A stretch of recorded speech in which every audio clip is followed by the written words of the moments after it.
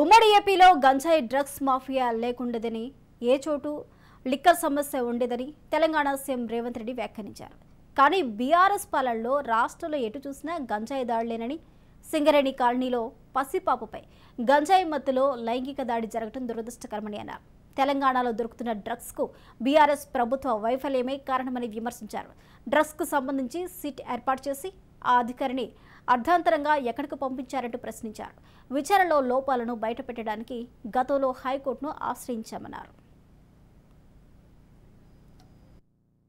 రాష్ట్రమే నిర్వీర్యం అయిపోతుంటే, యువత డ్రగ్స్ బార్లో పడి చచ్చిపోతుంటే, తెలంగాణ రాష్ట్రంలో పూర్తిగా కూకటి వేళ్లతో పెకిలించి వేయాల్సిన ఈ డ్రగ్స్ మహమ్మారి విషయంలో ఎందుకు విచారణలో ఈ ప్రభుత్వం ఆనాడు జాప్యం వహించింది, ఎందుకు నిర్లక్ష్యం వహించింది, ఎందుకు దీని మీద చర్యలు తీసుకోవడానికి నార్కటిక్ డిపార్ట్మెంట్కు, డిఆర్ఐ డిపార్ట్మెంట్కు, ఈడీ డిపార్ట్మెంట్కు ఎందుకు సంపూర్ణమైన సమాచారాన్ని ఇవ్వలేదని నేను అడుగుతున్నా అధ్యక్ష.